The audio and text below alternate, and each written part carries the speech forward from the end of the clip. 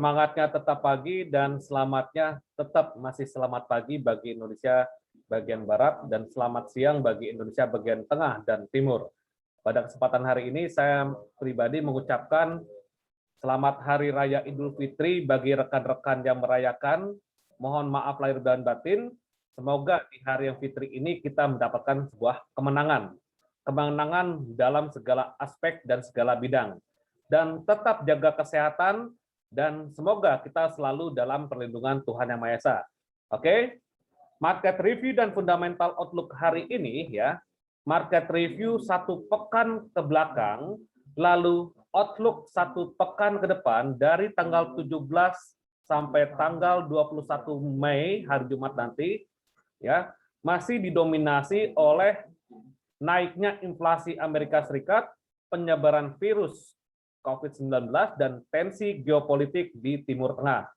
Oke, secara kesimpulan dampak naiknya inflasi Amerika Serikat secara fundamental ya dan kemungkinan pengetatan moneter oleh The Fed mulai mereda. Namun, pasar akan terus memonitor pergerakan inflasi selanjutnya.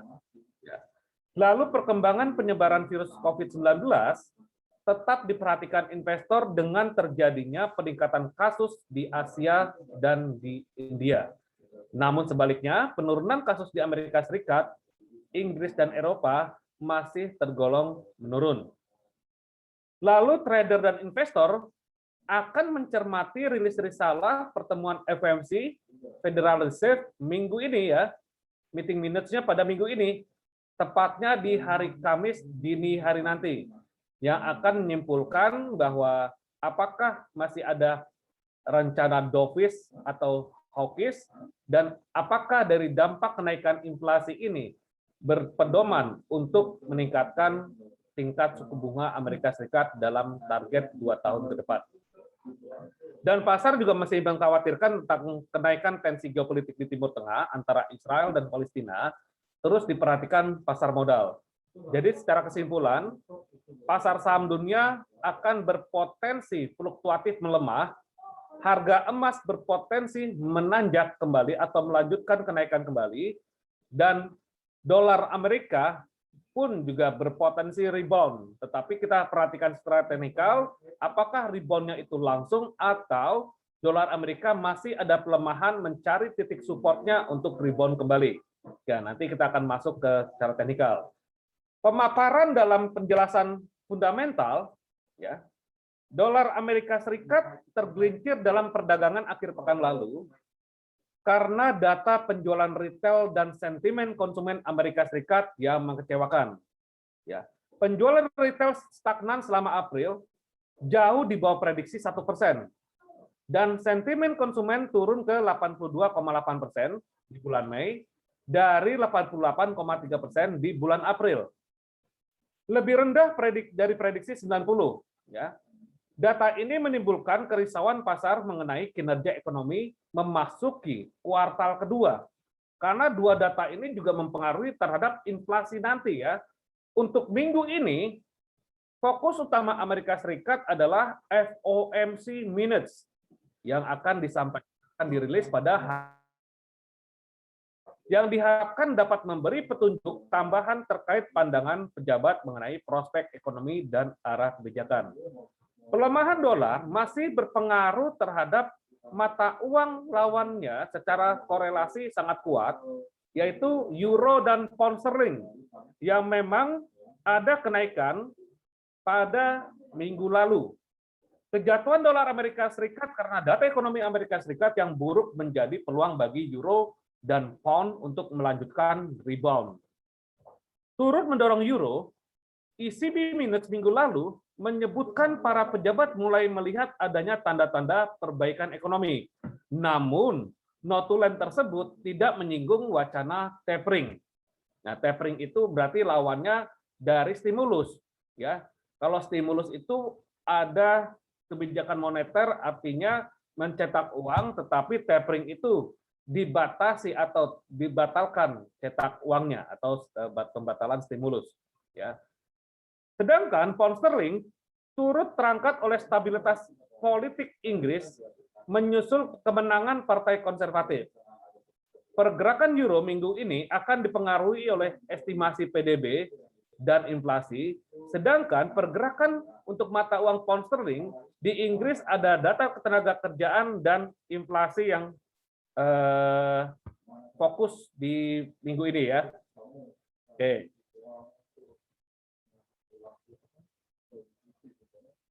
Oke. Lalu untuk harga emas, melanjutkan kenaikan menguji 18,50 ya dolar per troy ounce. Harga emas melanjutkan kenaikan akhir pekan lalu di tengah kejatuhan dolar Amerika Serikat akibat data ekonomi Amerika Serikat yang mengecewakan ya dari data retail sales dan sentimen konsumen ya. Harga menyentuh level tertinggi sejak Februari setelah rilis data penjualan retail dan sentimen konsumen Amerika Serikat mengurangi optimisme mengenai kinerja ekonomi Amerika Serikat pada awal kuartal kedua ini. Ya. Jadi kalau misalkan awal kuartal kedua ini sudah ada indikasi ekonomi dilihat dari retail sales kan menyangkut inflasi, lalu sentimen konsumen pun juga menyangkut terhadap prospek ekonomi. Jika memang mengecewakan, maka kemungkinan besar kuartal ini dimulai dengan data buruk di Amerika Serikat, ya, dan berdampak penekanan terhadap dolar Amerika Serikat. Ya, harga emas juga mencatat kenaikan mingguan kedua kalinya, dan ruang penguatan masih terbuka bila dolar terus tertekan. Level 18,50 dolar per troy ounce masih menjadi resisten yang cukup kuat. Ya. Emas mencetak rekor di harga 2070 pada Agustus 2020. Setelah itu harga menyerosot dengan titik rendahnya 1690. Nah, apakah menjadi bottom nih? Ya, kita coba menjadi pertanyaan, apakah 1690 ini menjadi bottom atau masih ada bottomnya lagi di bawah? Ya, outlook emas tergantung pada pergerakan dolar Amerika Serikat, lalu yield obligasi Amerika Serikat, dan minat investor terkait terhadap aset safe haven ini. Maaf, ini salah ketik ya. Terhadap aset safe haven. Saya akan ubah.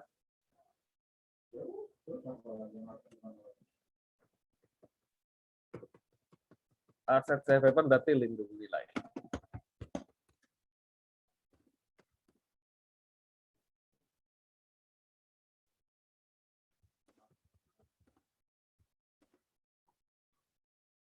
Oke.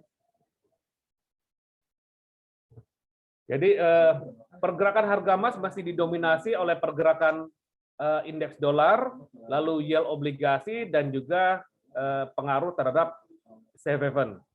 Ya, safe haven itu berarti jika memang terjadinya geopolitik atau terjadinya ekonomi sedang tidak membaik, maka investor lebih memilih aset aman seperti emas, dolar Amerika, lalu dolar yen Jepang ya, juga Swiss franc. Ya. Oke, untuk energi minyak mentah, tren minyak masih bullish ya. Setelah melalui perdagangan yang fluktuatif, ya, minyak ditutup pekan lalu dengan hasil positif. Sekaligus mencatat kenaikan mingguan untuk ketiga kali berturut-turut. Nah, kejatuhan dolar Amerika Serikat, prospek peningkatan permintaan di Amerika Serikat dan di Eropa menjadi faktor yang mengembalikan minat bullish tersebut. Ya, jadi level keterangan kuncinya adalah pelemahan dolar, prospek peningkatan permintaan di Amerika Serikat dan di Eropa menjadi faktor yang mengembalikan minat bullishnya terhadap minyak mentah ini. Ditambah dengan meningkatnya tingkat utilisasi pengolahan di Amerika Serikat. Namun sempat muncul tekanan dari data penjualan retail Amerika Serikat yang membuat minyak itu tertekan atau melemah kembali. Dengan posisi harga masih di atas MA 100 dan MA 200, keterangan harga masih kecenderungan bullish. Jadi kalau misalkan kita perhatikan secara teknikal, closing candlestick D1 terhadap harga minyak masih di atas MA 100 dan 200, keterangan untuk trennya tersebut masih bullish. Ya, walaupun data Amerika Serikat kemarin mengenai retail sales dan sentimen pasarnya masih tergolong mengecewakan, hanya pergerakan harga minyak masih ditingkatkan oleh permintaan Amerika Serikat dan Eropa jadi menjadi faktor pengembalian minat bullish.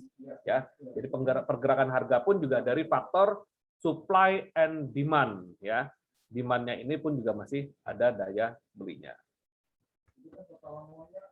Lalu kita perhatikan untuk saham Wall Street ya. Rebound Wall Street angkat saham Asia. Ya. Saham regional dibuka positif hari ini menyusul rebound Wall Street di tengah meredanya kekhawatiran soal inflasi.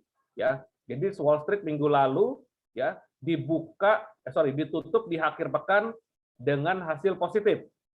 Meski data ekonomi Amerika Serikat buruk ya, tetapi 3 indeks utama Amerika Serikat ditutup menguat pekan lalu. Ya. Hal ini disebabkan oleh ekspektasi kalangan investor bahwa stimulus The Fed masih akan terus berjalan selama kondisi ekonomi masih membutuhkan dan inflasi masih rendah. Nah, ini kata kuncinya nih. Kata kunci terhadap pergerakan saham Wall Street tersebut ya disebabkan oleh ekspektasi di kalangan investor bahwa stimulus The Fed masih akan terus berjalan selama kondisi ekonomi masih membutuhkan dan inflasi masih rendah. Ya. Nah, ini yang mengakibatkan saham-saham masih tergolong naik. Sentimen tersebut juga berlaku di bursa saham regional, di mana indeks MSCI Asia Pasifik di luar Jepang naik 0,6%. Oke, jadi untuk fokus minggu ini, ya kita akan fokus terhadap market movers untuk di Amerika FOMC minutes, ya, dan juga ada Eurozone GDP, ya. FOMC minutes yang diharapkan dapat memberi gambaran mengenai arah kebijakan, ya, dan di zona Eropa, event terpenting proyeksi PDB kuartal kedua. Nah, ini masih proyeksi ya. Proyeksi PDB kuartal kedua, ya memang mungkin jika ada rencana atau plan yang positif terhadap ekonomi, maka mata uang euro akan menguat terhadap dolar dan terhadap lawan-lawannya. Baik, itu secara fundamental, dan kita lihat kalender ekonomi 1 pekan ke depan. Ya. Dalam minggu ini, hari Senin tidak ada data ekonomi yang high impact dan medium impact. Ya, dimulai dari hari Selasa, ya ada monetary policy meeting minutes ya dari RBA Australia pada jam 8.30 setengah 9 WIB. Ya, jam ini sudah saya convert ke WIB. Jadi kalau misalkan rekan-rekan trader yang berada di Indonesia bagian tengah ya atau bagian timur, silakan convert jamnya di sini ya, kanan atas pada kalender ekonomi. Nah, nanti di-convert ya. Di-convert ke zona waktu masing-masing ya. Nah, ini ya. Tinggal convert ke zona waktu masing-masing dan time formatnya gunakan 24 jam. Ya. Nah, jadi supaya sesuai dengan daerah Anda masing-masing. Ya, bagi ada yang di Bali, di Makassar, dan juga di Indonesia bagian timur bisa memanfaatkan peluang dari kalender ekonomi ini. Dan hari Kamis, ya, hari Kamis ini ada data penting dari Australia mengenai ketenaga kerjaan ya. Ya, jika datanya ini positif, ini ada 2 data penting ya. Di Australia sama seperti menganalisa NFP yang seperti yang kita jalankan. Ya, 2 data ini bobotnya sama. Ya, jika keduanya positif atau biru atau hijau ya, maka proyeksi harga Australia dolar akan menguat terhadap pasangannya. Ya. Dan jika dua-duanya negatif, maka Australia dolar akan melemah. Tetapi jika datanya ini mix antara employment change atau data tenaga kerjanya positif, lalu tingkat penganggurannya negatif, maka harga Australian dollar tergolong flat, akan bergerak fluktuatif kembali pada harga pergerakan sebelumnya. Nah, itu kita perhatikan di hari Kamis jam setengah 9 WIB ya, untuk di zona Eropa, zona Australia. Dan di dini harinya, Kamis dini hari ada berita atau pasar akan fokus ke FOMC minutes ya, yang akan menyampaikan risalah atau notulen dari FOMC ya.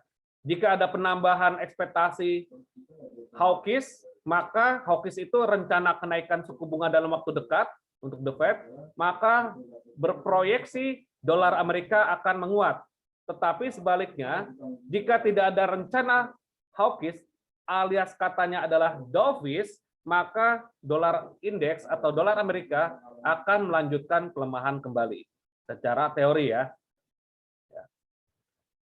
Dan di hari Jumat ini juga sangat penting mengenai Jerman Flash Manufaktur PMI. Jadi Jerman Flash Manufaktur PMI itu adalah dari sektor bisnis atau sektor industri yang ada di Jerman sebagai negara raksasa nomor 1 untuk zona euro. Jika sektor industrinya positif, ya, maka secara ilustrasi barang-barang atau spare part yang dijual dari Jerman itu keluar, ya, maksudnya ekspornya tidak terganggu dan berpengaruh terhadap mata uang. Misalkan si A punya bisnis di Amerika, ya, lalu beli spare part atau beli barang-barangnya itu ke Eropa, maka dia akan membeli barang-barangnya ke Eropa itu dari dolar menukar ke mata uang euro. Nah, berarti karena penukaran tersebut ada selisih peningkatan dari nilai tukar yang mengakibatkan mata uang euro akan menguat terhadap dolar Amerika Serikat karena faktor ekspor import tadi, ya. Oke. Nah, jika memang datanya negatif, maka euro akan melemah karena sedikitnya nilai ekspor yang dikeluarkan. Oke. Nah, jadi itu hari Jumat mohon diperhatikan Jerman Flash Manufaktur PMI ini terhadap industri dan juga Jerman Flash Service. Kalau service ini jasanya, ya, sektor jasa. Ya, ini juga faktor penting. Apalagi Jerman yang menjadi titik berat mengenai sektor industri terbesar di Eropa. Oke, ini dalam satu pekan ke depan secara kalender ekonomi ya yang menjadi faktor market mover satu pekan ke depan, tetapi ada juga berita-berita yang unscheduled yang mohon diperhatikan di luar dugaan kita sehingga kita wajib menggunakan batasan risiko atau stop loss dalam menerapkan teknik entry. Oke, kita masuk kepada teknikal. Teknikal kita masuk ke indeks dolar terlebih dahulu, ya. Indeks dolar, ya, itu DXY kodenya. Lalu kita lihat closing weekly. Oke, closing weekly minggu lalu ditutup dengan pola candle bullish pin bar, ya.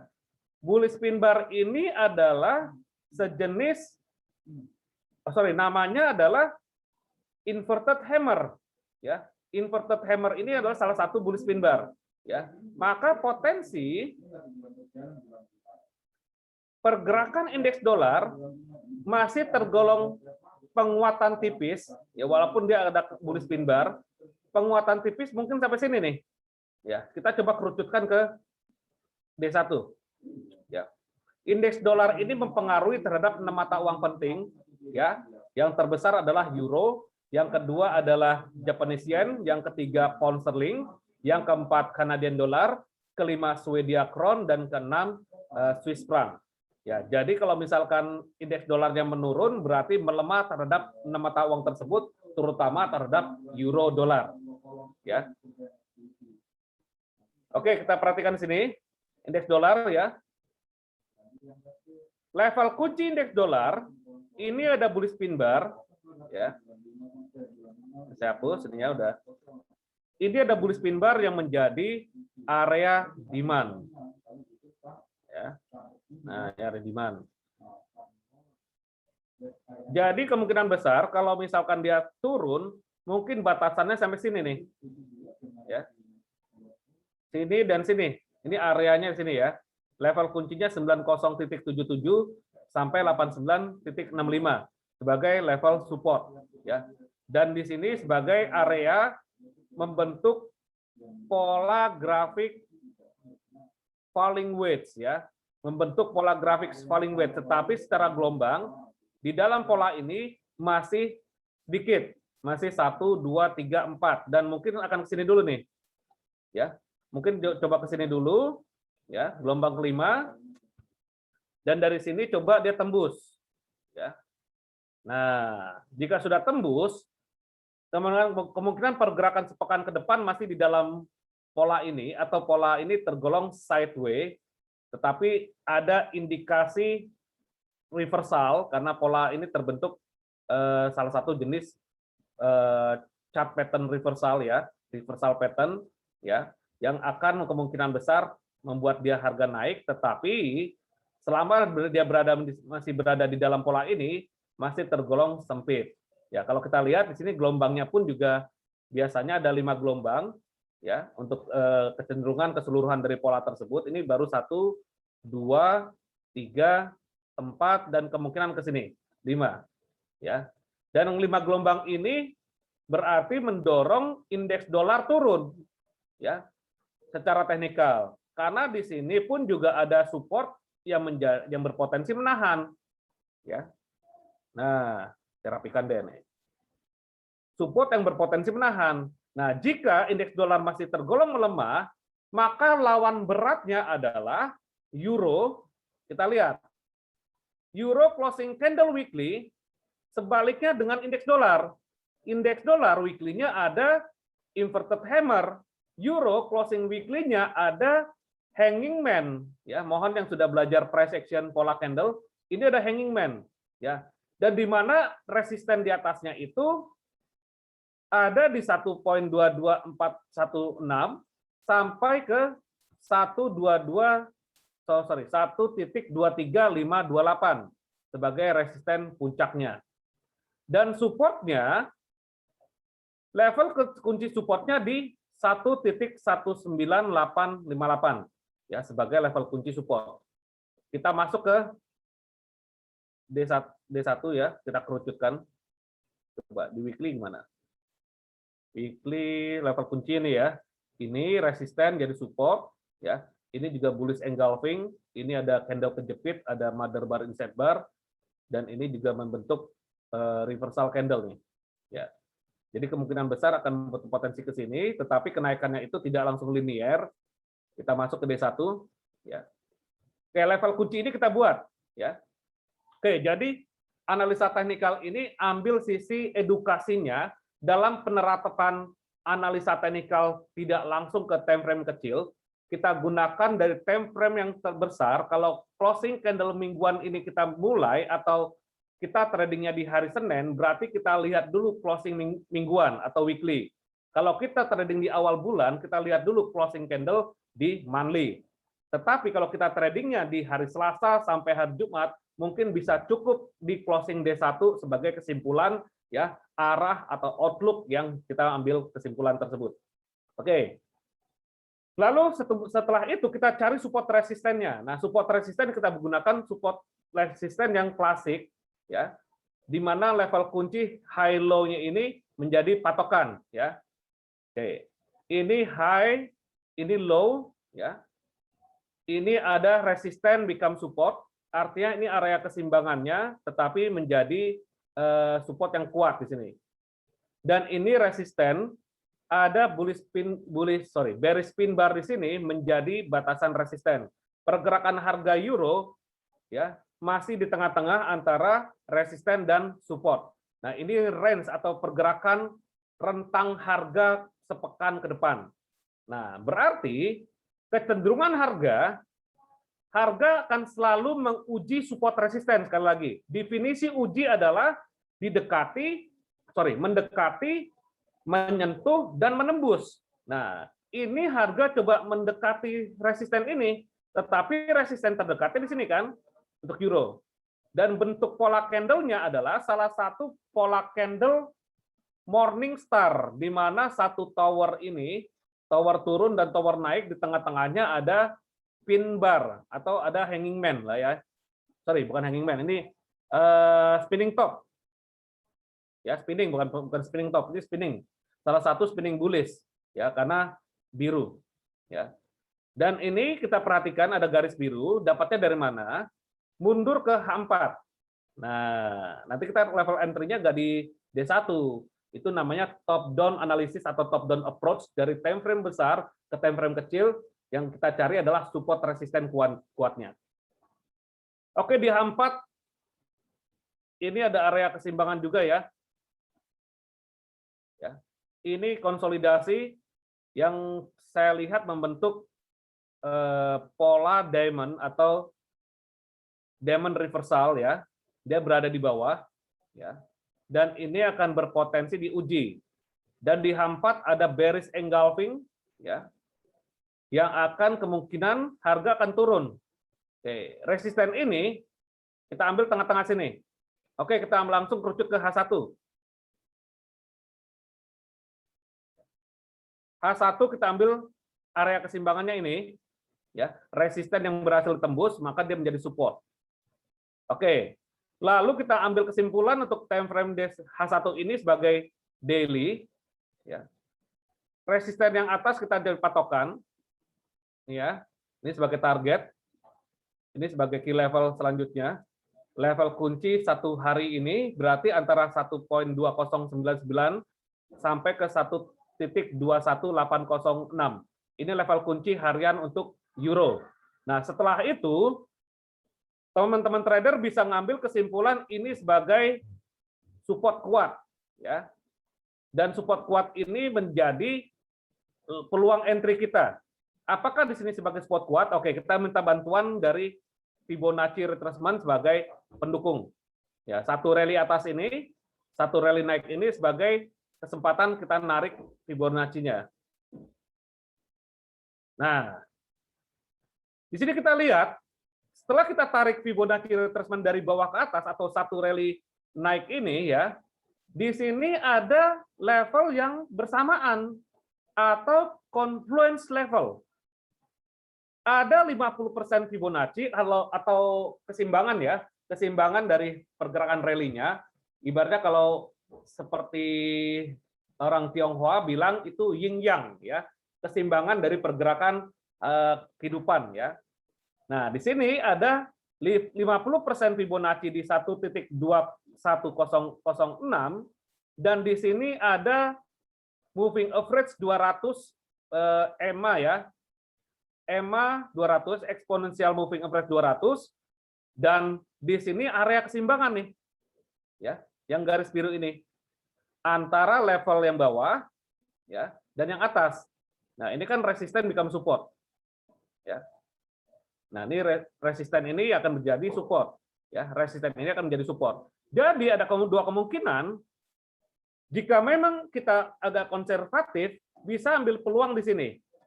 Tetapi jika kita agak agresif, mungkin ngambil peluangnya lebih agresif, ya. Penarikan dari gelombangnya berbeda. Nah, kita ambil kesimpulan yang konservatif ya. Yang agresif tinggal ambil pada time frame lebih kecil dan tarik Fibonacci dari sini. Berarti kalau kita tarik Fibonacci dari sini, ini area keseimbangannya di sini nih. Ini resisten jadi support. Dan ini kemungkinan besar harga euro akan naik secara jangka pendek.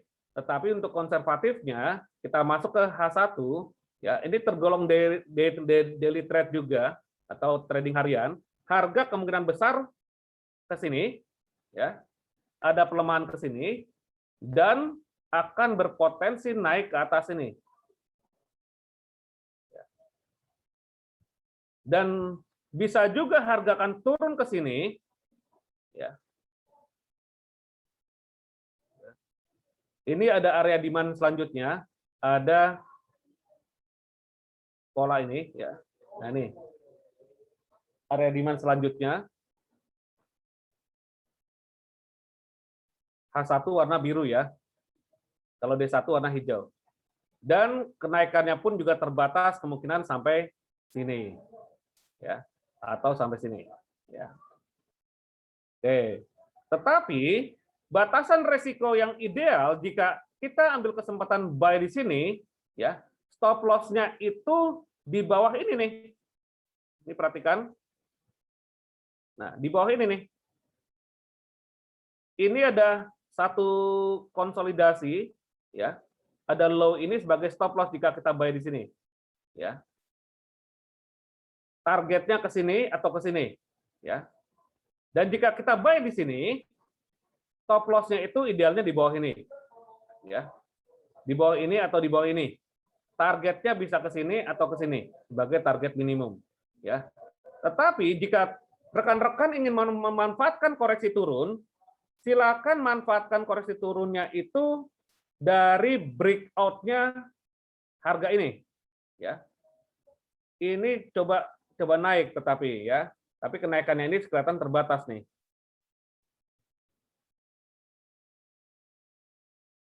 Nah, ini kelihatannya kenaikan akan terbatas. Nah, ini kita tarik ini dan akan kita tarik sini. Nah, ini membentuk broadening wedge, ya. Ya, akan berpotensi jangka pendeknya itu bergeraknya menuju sini nih, menuju area ini. Dan broadening wedge ini juga bisa berubah, ya, karena pola grafik itu bisa berkembang, ya. Tidak hanya membentuk broadening wedge, tetapi bisa juga membentuk pola-pola lainnya. Tetapi secara kesimpulan, bagi rekan-rekan ingin manfaatkan sell, silakan tunggu dia breakout, ya, menggunakan sesi kesempatan breakout untuk euro dolar. Karena kita perhatikan ini juga sudah tembus, ya. Support ini juga ditembus, maka akan berpotensi menuju ke bawah sini, ya. Tetapi di sini pun juga akan konsolidasi cukup lama. Karena di hari ini pun juga tidak ada trigger penting secara kalender ekonomi, tapi jika ada sentimental pasar yang memang besar di luar dari kalender ekonomi, bisa berpengaruh terhadap pergerakan harga yang fluktuatif besar, ya. Dan itu terjadi hanya sesaat kemungkinan. Oke, selanjutnya kita masuk ke dolar yen. Tapi sebelumnya, apakah ada pertanyaan untuk euro dolar? Ya. Bungkus, saya sih ngambil kesempatan di sini nanti nih.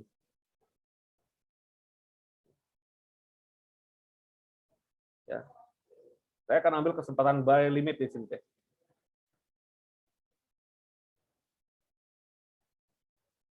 Buy limit di sini, ya. Lalu stop loss-nya itu di bawah sini. 2080 deh. Ya, bikin bulat aja. Untuk euro, stop loss-nya 1.2080, ya. Lalu buy limit-nya atau pending order-nya di 1.2101, ya. Targetnya adalah di atas 1.21800, ya. Jangan 800 deh, 700 deh. Nah, ini ya, silakan bagi yang mau ikut, ya. Saya pending order di 1 titik buy limit, ya. 1.21010, stop loss-nya 20800, 1.20800, taking profit-nya 1.21700. Disclaimer on, ya. Artinya saya tidak menjamin adanya peluang keuntungan dan tidak menjamin adanya terjemput posisi dengan jangka waktu cepat. Oke, karena kita sama-sama entry, ya. Nah, ini target minimum sini, ya.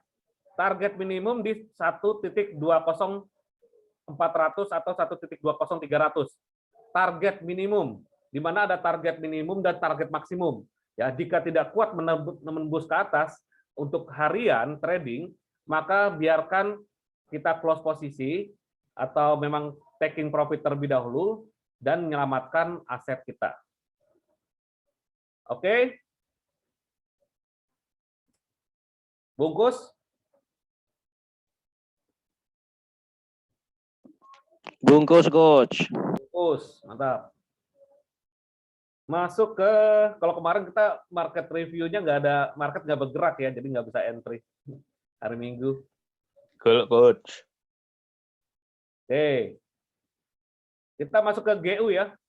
Coba UJ kemarin pun juga ada kesempatan di sini. UJ sama, ya, menganalisanya. analisa UJ atau dolar yen, kita lihat dulu closing weekly. Closing weekly masih tergolong sideways, masih tergolong konsolidasi untuk dolar yen, ya. Dan kita langsung kerucut saja ke D1, ya.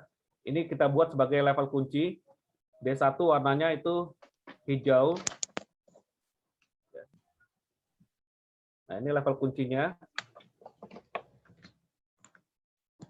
Nah, jadi dari atas ke bawah ya analisanya.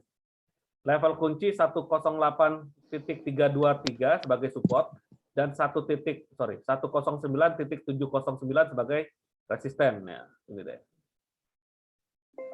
Ya. Dan masuk ke H4 ya. Di antara level kunci ini ada area keseimbangan. Nah, ini yin yang-nya ya.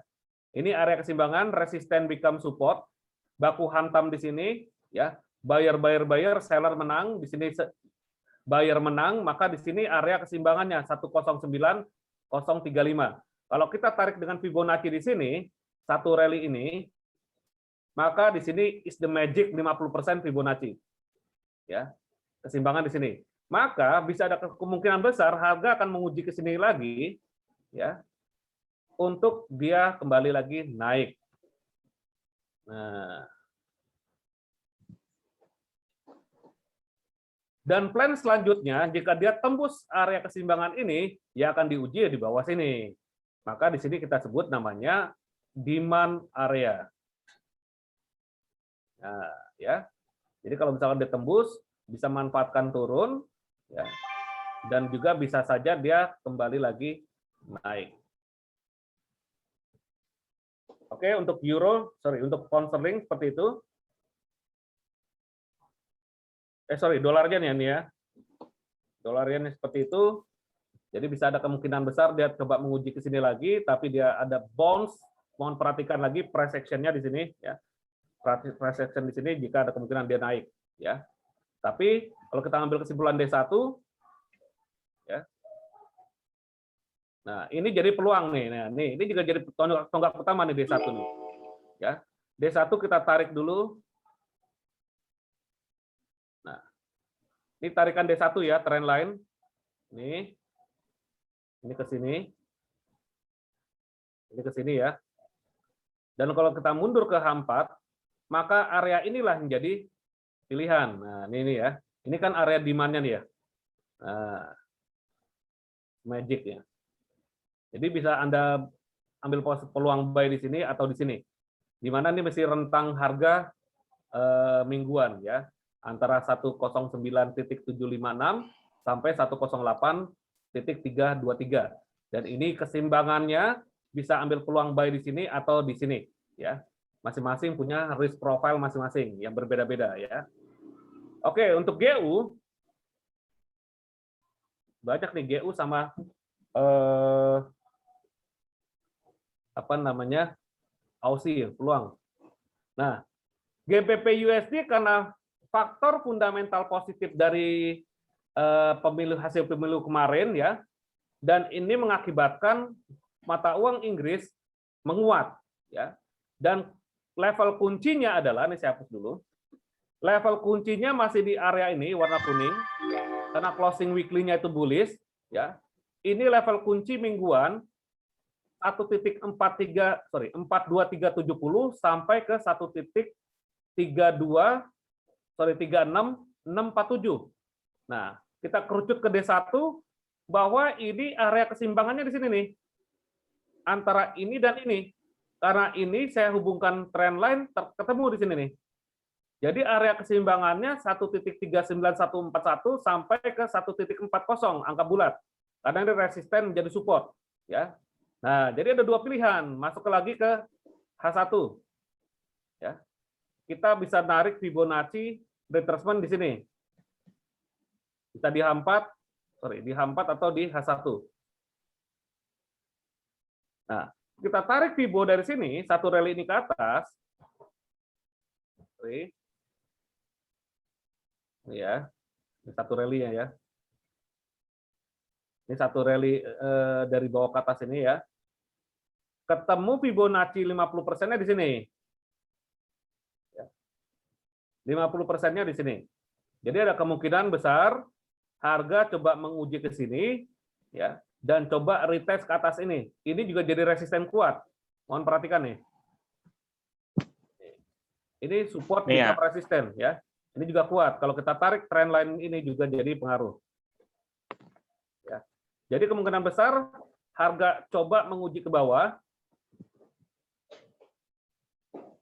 Harga coba menguji ke bawah, harga pound sterling coba menguji ke bawah ke sini. Karena ini area keseimbangan ya. Resisten become support, ya. Dan sini. Jadi ada dua pilihan. Ada dua pilihan antara buy di sini targetnya ke sini, stop loss-nya di bawah 61,8%, tetapi kalau buy di sini ada Fibonacci 78,6, ada trend line, ada MA 200 melintas, targetnya tetap ke sini. Ya, kita akan mengikuti pergerakan ini. Stop loss-nya di bawah sini, di bawah 100. Ya. Di bawah 100. Oke, saya pribadi juga ingin manfaatkan ya, sebentar. Ini ada bullish piercing ya. Berarti saya akan mengambil kesempatan di sini deh. Buy limit. Ya. Ini area keseimbangan juga ya. Saya menjadi kesempatan di sini buy limit ya. Dengan stop loss di bawah sini, di bawah 100% Fibonacci, saya coba hitung berapa pip. 86 pip ya. 38 1.3850.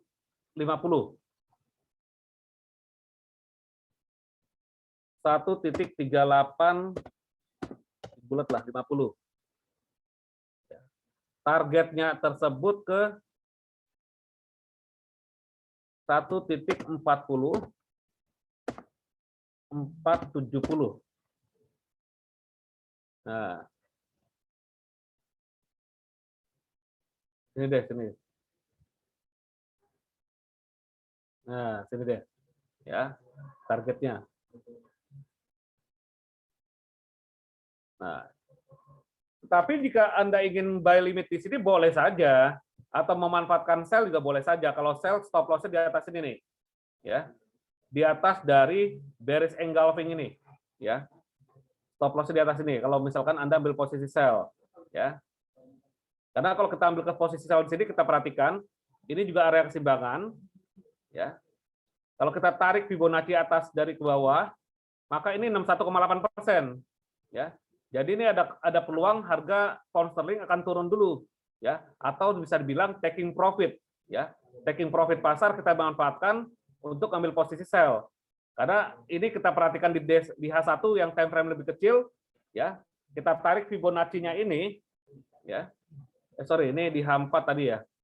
H4 ini warnanya pink magenta harusnya.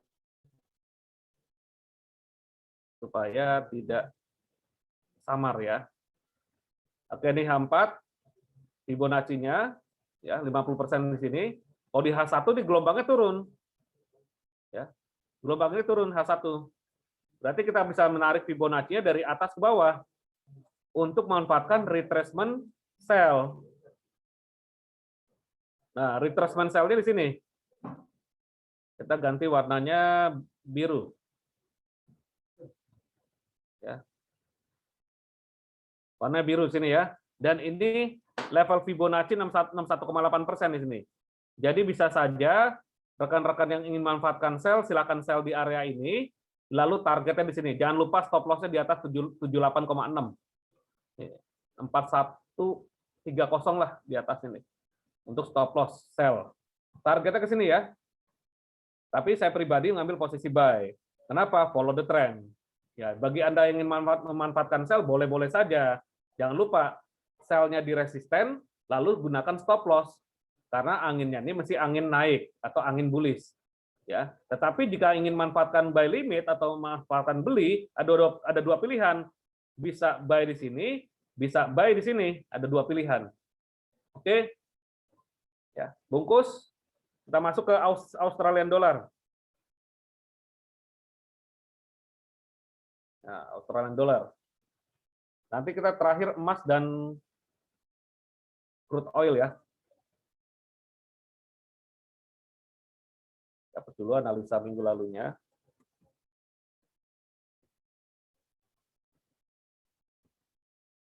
closing minggu lalu berbentuk bullish, bukan bullish nih, mother bar, inset bar, ya, inset bar, ya, atau bisa disebut adalah dot cloud cover. Dan ini akan berpotensi membuat harga turun. Coba kita masuk ke sini ya. Oke, kita buat key levelnya dulu. Ini level kunci, ini level kunci atas, ya. Ini prosesnya ya. Level kunci atas atau resisten. Resisten itu adalah batasan harga di atas, support batasan harga di bawah. Kalau kita pedagang harus tahu support resisten. Anggaplah Bapak dan Ibu pedagang daging sapi, ya, atau datang ke pasar, ya. Datang ke pasar, tanya ke pedagang daging sapi, harga terendah di harga berapa Pak Bu? Dan harga tertinggi di harga berapa Pak Bu atau Bang? Nah, harga terendah itu adalah support, harga tertinggi adalah resisten. Ya, jika memang harga daging sapi kemarin tingginya sampai 200.000 per kilo, dan itu adalah resistennya. Jika harga terendahnya di 80.000 per kilo, itu adalah supportnya. Nah, tadi ada pertanyaan nih ke saya. Support resisten itu apa? Jadi support resisten itu adalah rentang harga bisa harian, bisa jam, bahkan bisa jangka panjang. Ya, harga terendah dan harga tertinggi. Ya. Nah, kita sebagai trader atau pedagang kudu tahu namanya support resisten. Ya. Oke, kita perhatikan lagi Australian dollar. Kita tarik trendline ya. D1.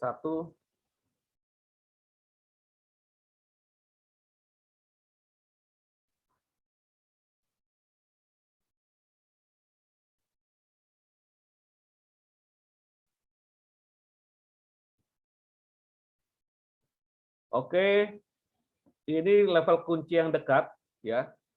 Ini ke sini ya, level kunci atau support resisten ya. Ini 0.76742 ya. Sampai ke 0.78468 yang terdekat dulu. Yang tertinggi ini, level kuncinya ini dan ini ya. Kenapa ini? Ya. Ambil sini deh, ada dua pilihan sini. Ini boleh ya. Karena ini bisa terjadi false break ya. Baik, level kunci yang dekat ini dulu nih. 0.7642 76742 sampai ke 778.468. Kita kerucut ke H4 ya. H4 akan berpotensi melanjutkan turun. Kenapa? Karena dia satu rally naiknya sudah terbentuk di sini ya. Dan ini terjadi false break ya. Maka kita perhatikan lagi harga akan berpotensi turun dulu ya. Dan kemungkinan besar dia akan menguji ke sini ya. Pergerakan harganya ini konsolidasi ya. Akan coba menguji ini dan coba menguji sini. Nih. Ya. Pergerakannya masih sempit ya. Coba menguji sini. Tetapi kalau di sini sudah mulai berhasil tembus ya. Area ini coba diuji. Ini area ya, masuk dalam area ya. Ini. Nah, pekan ini coba diuji. Dan data minggu ini ada data ketenaga kerjaan di Australia. Jika data ketenaga kerjaannya positif, maka mendorong untuk dia menguji ini tembus ke atas, ya. Dan targetnya itu di atas ini, ya, ke 1.800, ya. Jika data ketenaga kerjaannya menjadi trigger utama untuk dorong ke atas. Tetapi jika tenaga kerjanya buruk, maka dia akan masuk ke zona ini, ya. Nah, jika tenaga kerja buruk, maka dia akan masuk ke zona ini. Ini untuk pergerakan Aussie. Nah, tetapi jika di sini ada pergerakan atau ada potensi untuk bullish atau naik, ya silakan manfaatkan buy hanya sebatas ini saja. Untuk daily trade ya, untuk Australia lebih baik nunggu sampai data ketenaga kerjaannya atau sementara ini masih daily trade di awal pekan ini.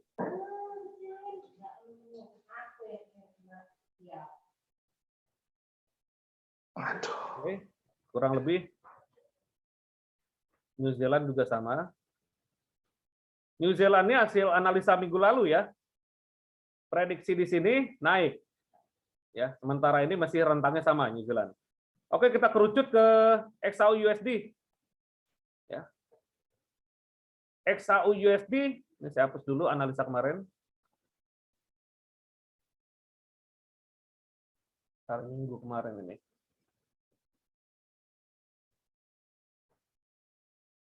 XAU USD D1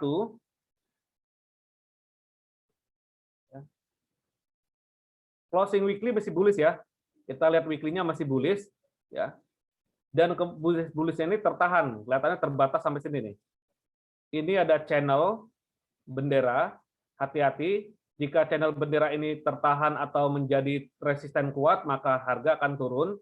Tetapi misalkan dia berhasil tembus atau breakout, bodinya tembus di atas, maka akan berpotensi melanjutkan sampai ke 1959 atau 1959 dolar per troy ounce sebagai resisten kuat selanjutnya. Oke. Dan di sini sebagai resisten kuat pertama ya, karena ini ada rentang channel dan ini ada resisten di sini ya, menjadi hambatan. Ini area keseimbangan ya. Karena ini support become resistant. Ini support di sini menjadi resisten ya. Nah, jadi ini masih dalam kecenderungan bullish. Tetapi kalau misalkan dia tidak berhasil atau bearish, dia akan menguji ke bawah sini ya. Masuk ke H4, D1. Ya. D1 keseimbangannya tetap di sini. Ini sebagai resisten tadi yang kita lihat di weekly ya. Ini ya. Ini mohon perhatikan juga ada resisten lagi di sini. Karena ini area. Ini ada bearish pin bar menjadi supply area. Jadi mohon perhatikan juga area-areanya ya. Nah, setelah kita bentuk area resisten ini atau supply area ini, maka menurut saya wait and see. Karena apa? Karena harga masuk ke dalam area supply atau resisten ya di D1. Maka kita wait and see sampai benar-benar ada tanda-tanda melanjutkan naik atau dia berbalik turun. Tanda-tandanya dari pola candle reversal atau pola candle continuation yang berada pada cluster resisten ini. Ya, mohon perhatikan ini. Ini mohon hati-hati ya. Nah, jika kita ingin manfaatkan jangka pendek saja ya, maka nanti kita masuk ke time frame kecil. Nah, tetapi untuk kita bahas di D1 ini sangat penting ya. Outlook emas masih didominasi oleh pergerakan indeks dolar, yield obligasi dan geopolitik ya. Dan emas ini pergerakan harganya berada di area resisten ya. Ini ada level channel, ada level harga tertinggi dan area supply. Nah, jika dia ada bearish reversal, maka akan berpotensi harga akan ke sini. Ini area keseimbangan. Resisten become support, ya. Dan ada dua pilihan keseimbangan di sini, ya. Support, resisten become support lagi, ya. Kalau kita hubungkan trend line di D1,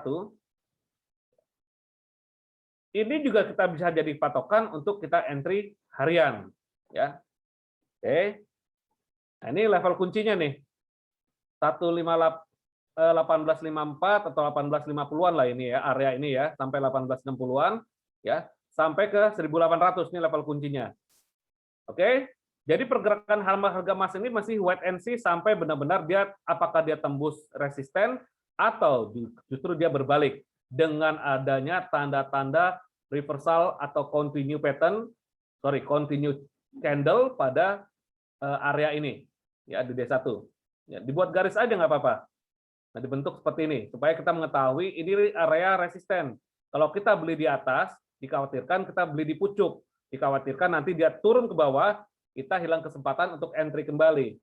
Oke. Masuk ke H4. Nah, jangan dikejar. Dia sudah mendekati ini. Ya, walaupun sudah breakout ini, target selanjutnya di sini, dagingnya sedikit. Ya. Kalau kita mau ngejar, lebih baik nawar atau negosiasi di bawah. Nah, negosiasi di mana? Nah, ini area ini nih. Ya. Ini trendline D1 ya. Dan ini ada demand area di H4. Ya. Ya. H4 warnanya pink. Jadi ketahuan. Masuk ke H1, ini kan area demand di H4 tadi ya. Oke, kita cari area keseimbangan lagi di time frame kecil. Nah, ini sebagai area keseimbangan nih. Untuk jangka pendek. Ini hijau berarti area supply di H1. D1. Ini area keseimbangannya, ini keseimbangannya nih. Nih, ini resisten, ini support ya. Resisten ini bisa menjadi support. Nah, kita minta alat bantu Fibonacci dari satu rally ini ke atas. Nah, kemungkinan besar sih dia akan naik lagi dia nih.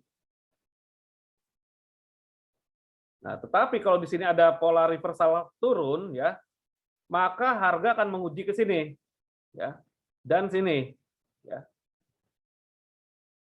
Oke. Bisa sini.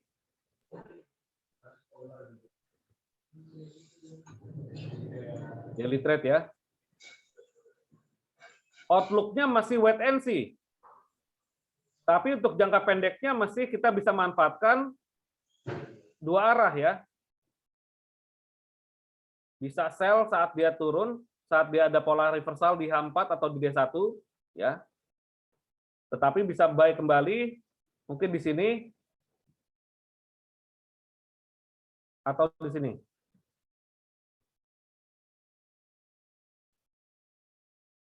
Nah, jadi kita coba planningkan setelah kita buat mapping seperti ini ya. Setelah kita buat mapping seperti ini, barulah nanti kita mengambil kesimpulan untuk eksekusi. Ya, pertama adalah rencanakan dulu Anda belinya di mana atau Anda ingin sell. Ya, sell kalau misalkan Anda ingin sell, manfaatkan koreksi, tunggu D1 atau di H4 ada pola reversal candle di cluster resisten tersebut. Ya, tetapi jika ingin ambil posisi buy, ya silakan ambil kesimpulan harga koreksi atau diskon area ya. Nah, di 50% Fibonacci ini resisten become support ya. Lalu di sini ada area demand juga di H4. Jika ingin menambahkan moving average 200 silakan ya. Dan pendukung lainnya ya. Pendukung ini sebagai support ya. Nah, ini MA 200 melintang di sini dan ini area keseimbangan support become resistant, saya tarik warna biru, dan ini ada 50% Fibonacci yang saya tarik dari satu rally ini. Ya, satu rally ini, mohon maaf. Ini ke sini, ini swing low ke swing high. Ya, swing high sementara. Jika dia break atas, tarik lagi Fibonacci-nya sampai ada pembalikan. Sementara di sini ada resisten yang kita tarik di D1 warnanya hijau di 1854.77 dolar per troy ounce ya. Nah, tetapi jika di sini ada reversal candle di H4 atau D1, silakan manfaatkan koreksi. Menunggu sangat bijak ya, karena ini sudah masuk area resisten ya. Jika Anda ingin sell, lebih baik menunggu sampai ada pola reversal candle di area ini pada time frame H4 atau D1 ya. Sekali lagi, pergerakan harga emas masih didominasi oleh pergerakan indeks dolar, yield obligasi, dan juga aset aman atau geopolitik yang terjadi saat ini. Oke, nah ini berarti kita sudah rencanakan. Saya pribadi lebih baik tunggu koreksi, ya, dan mencari level-level ini sebagai titik balik ya. Tetapi kesimpulan trigger entry-nya adalah dari pola candlestick reversal. Karena seperti hari Jumat lalu saya sampaikan, karakter pergerakan emas, pertama dia itu salah satunya terhadap teknikal ya, dia itu patuh terhadap support resisten, dan ini adalah sebagai supportnya, ini sebagai supportnya, ini sebagai resisten, dan yang kedua lebih sering terjadi pembalikan harganya tersebut dalam bentuk pola candlestick reversal. Ya. Sering terjadi pembalikan harga dalam bentuk pola candlestick reversal. Maka baiknya saya menunggu pola candlestick reversal di area ini dan di area ini sebagai level entry saya di pekan ini. Ya. Jangan sampai Anda entry begitu buka MetaTrader langsung buy atau sell tanpa menganalisa terlebih dahulu. Dan di sini saya berikan tutorial menganalisa dari time frame besar ke time frame kecil sebagai kesimpulan entry pada time frame yang lebih kecil karena saya sudah mendapatkan kesimpulan support resisten yang kuat dari time frame yang besar. Jika kita trading di awal pekan, lihatlah closing candle mingguan. Jika kita tradingnya di awal bulan, lihatlah closing candle bulanan. Tetapi jika kita tradingnya besok hari Selasa sampai hari Jumat, boleh sampai closing candle harian. Mencari kesimpulan pola-pola reversal candle. Nah, untuk pola-pola reversal candle, silakan Anda lihat di artikel atau di YouTube channel saya pun juga saya sudah sharing mengenai price action pola candle reversal. Ya. Oke, kesimpulannya emas di sini, saya menunggu pola candle reversal di cluster support dan cluster support ini. Ini ada dua cluster support ya, support yang atas atau support yang bawah. Support yang atas ini area keseimbangan yang terdekat, support yang bawah ini pun juga sebenarnya area keseimbangan, dan ini ada demand area, dan juga ada lintasan dari trend line yang di D1. Oke. Untuk crude oil, sebentar satu lagi. Nah, closing candle crude oil, saya hapus dulu ya ini, analisa kemarin.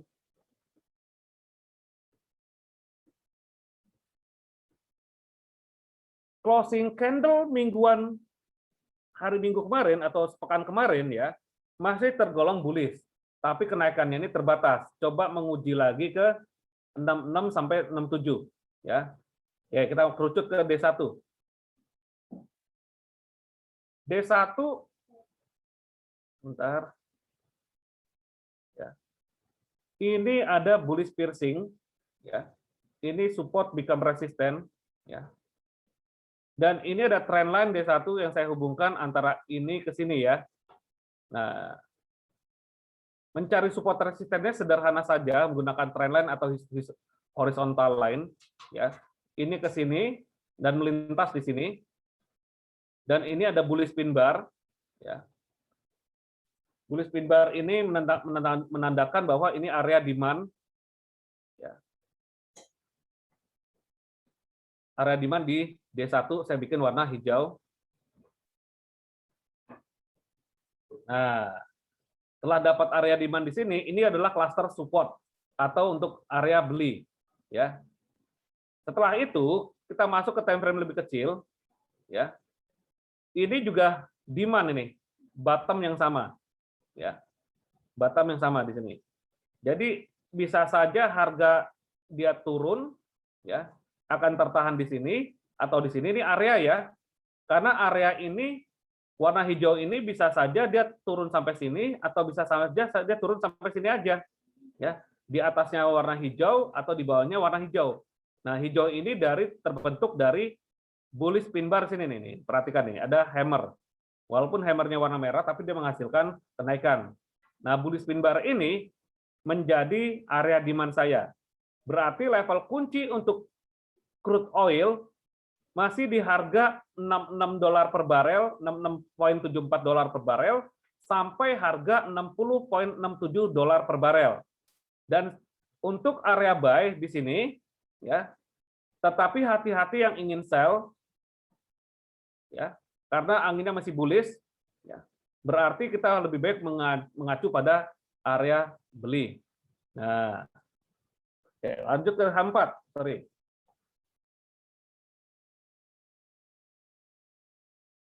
H4 kita lihat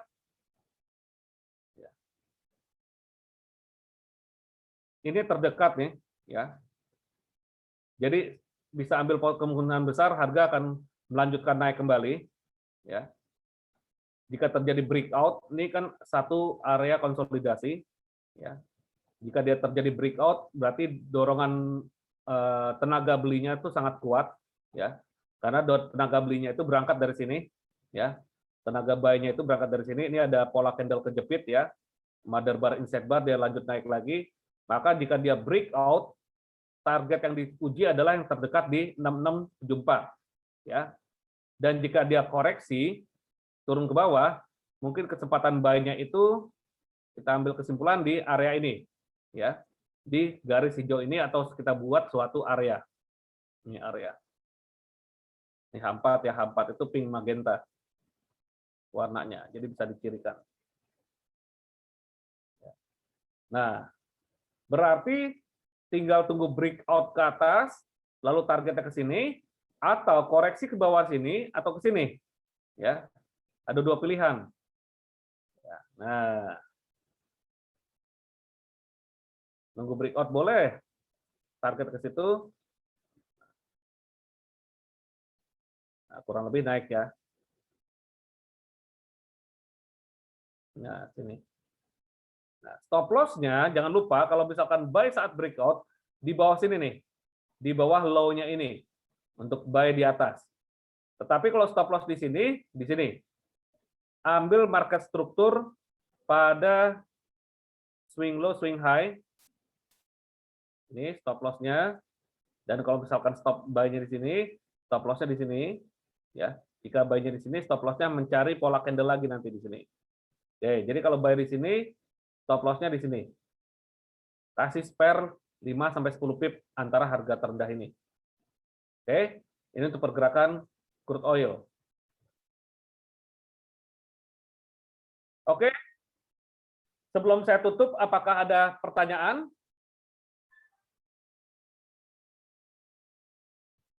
Silakan. Karena waktu juga udah 1 jam lebih ya. Pas. Baik, jadi kesimpulannya. Kanada. Coba. Silakan. Siapa Pak? USD Kanada ya. Oke, USD Kanada. Iya. Dengan Pak siapa? Mohon Pak. Pak Samsudin. Pak Samsudin, domisili Iya. di mana Pak? Di Kendari, Pak. Kendari. Oke, salam dari Jakarta. Mantap. Salam juga, Pak. Iya. Minal aidin wal faidin Pak Samsudin. Sama-sama, Pak. Ucapan yang sama. Kasih salam kenal, Pak. Kuswanto. Iya. Kita masuk ke dolar Kanada, Pak ya. Iya. Kita lihat dulu closing mingguannya. Closing mingguan kemarin ini masih tergolong bearish yang memang terbatas. Merah ya. Iya. Tapi kita lihat dulu support yang kuatnya itu di mana nih? Nah, ini nih. Ini garis ujung nih ya, karena datanya hanya sampai sini nih. Ini sebagai support nih. Nah, weekly saya buat warna kuning. Karena kalau merah monthly, jadi merah, kuning, hijau di langit yang biru. Dan ini harga sudah menyentuh support. Seperti yang saya sampaikan pada member trading santai premium, ya, ada level support yang terjadi di sini nih. Bentar, saya ada dolar Kanada yang sudah analisa. Oh, nggak apa-apa, ini aja ya. Ini sudah menyentuh, dia bounce, ada perlawanan di sini. Apakah 1 pekan ke depan yang bisa naik ke atas? Oke, kita buat level kuncinya Pak Samsudin ya. Iya. Level kunci selanjutnya ini nih. Resistennya di sini nih. Ini ada harga terendah yang terdekat. Ini. Nah, ini ya. Ini. Oh, sini juga ada nih. Ini dan ini nih. Nah, kita ambil kesimpulan dari weekly dulu ya.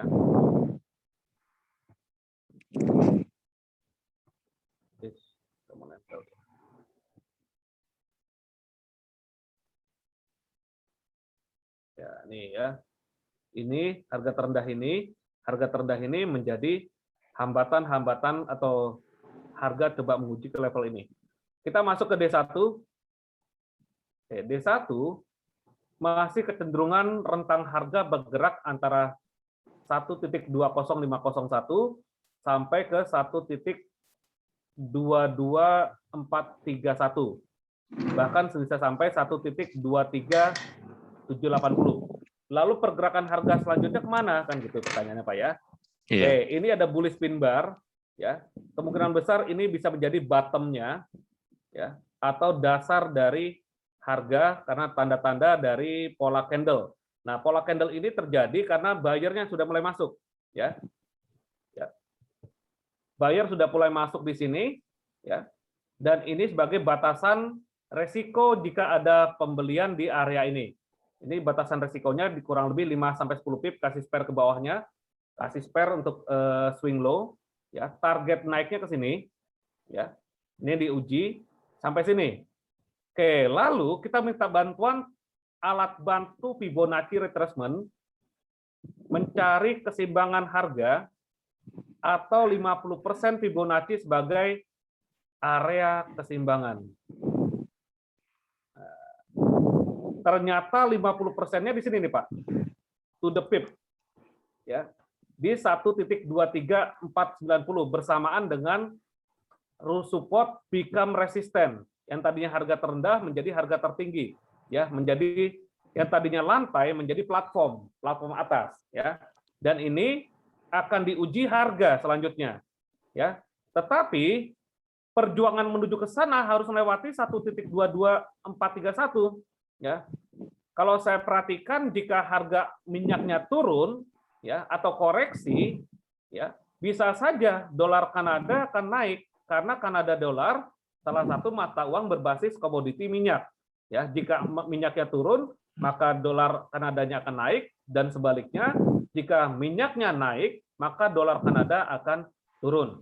Tetapi secara kita perhatikan di sini, mungkin ada beberapa investor dolar Amerika terhadap Kanada akan mengoleksi buy, ya, dengan stop loss di sini, ya, dengan targetnya yang terdekat bagi para trader ke sini, ya.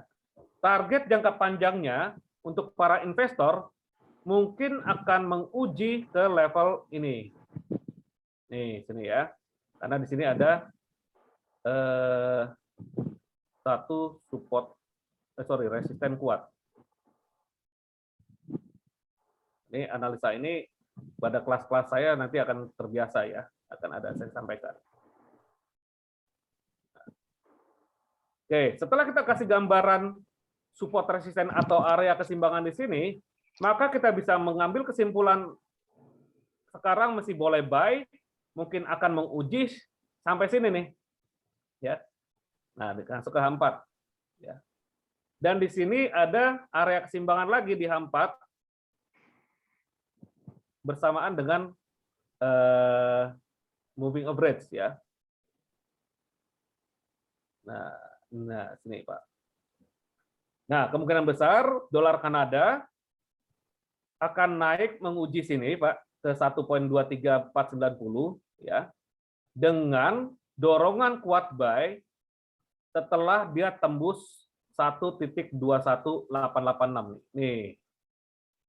Oh, dia berhasil tembus ini, ya. Ini ada pin bar, ada shooting star, ya, yang membuat dia turun.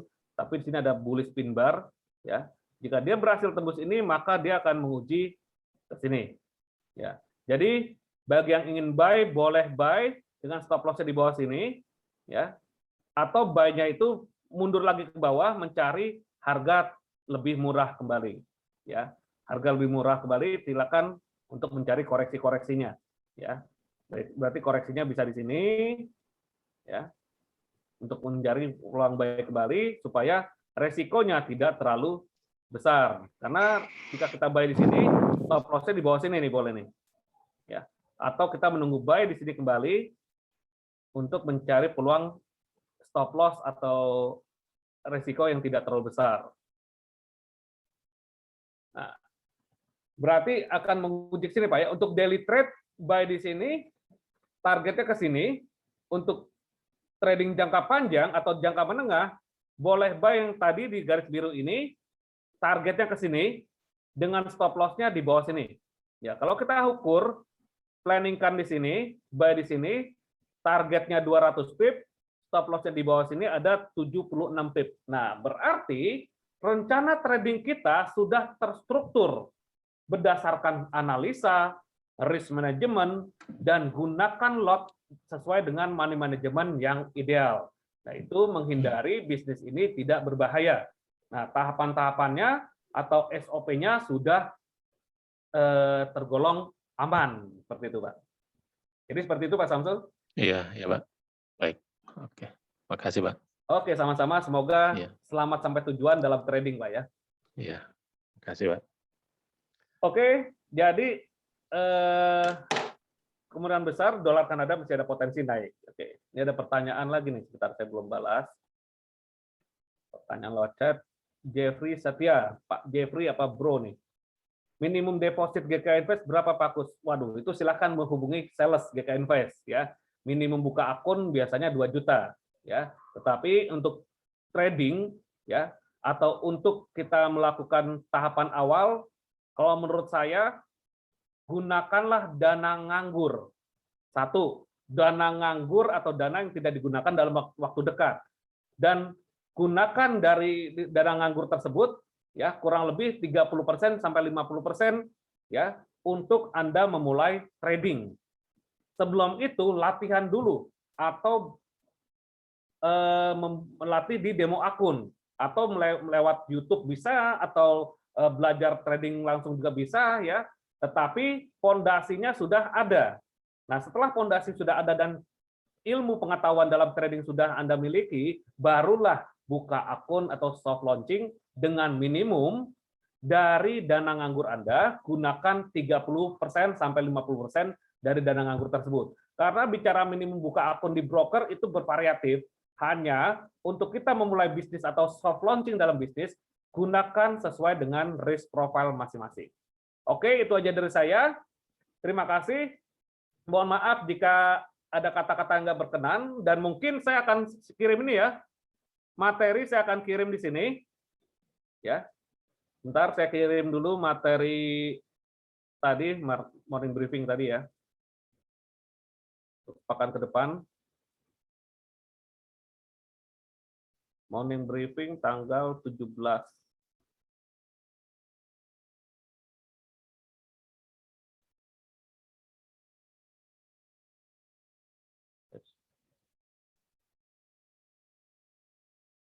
Ya, bentar saya kirim dulu. Nah ini, market review dan outlook. Oke, saya akan kirim ke chattingan Zoom ya. Mohon cek ke chattingan Zoom, saya sudah kirim market review dan outlook untuk materi hari ini. Dan untuk rekamannya mungkin akan saya share ke channel YouTube GK Invest ya sebagai reminder Anda, dan juga saya juga akan share juga ke channel Telegram saya Trading Santai Kuswanto untuk Anda mendapatkan video-video ataupun mendapatkan e-book yang lain. Oke, itu aja dari saya. Terima kasih. Mohon maaf jika ada kata-kata yang nggak berkenan, ya. Dan juga sekali lagi tetap semangat, tradinglah dengan sisi keunggulan, mengelola risiko, tetaplah simple dan konsisten. Terima kasih. Itu aja dari saya. Sampai jumpa minggu depan pada market review selanjutnya. Terima kasih. Wassalamualaikum warahmatullahi wabarakatuh. Selamat siang. Assalamualaikum warahmatullahi wabarakatuh. Waalaikumsalam warahmatullahi Oke, wabarakatuh. terima kasih.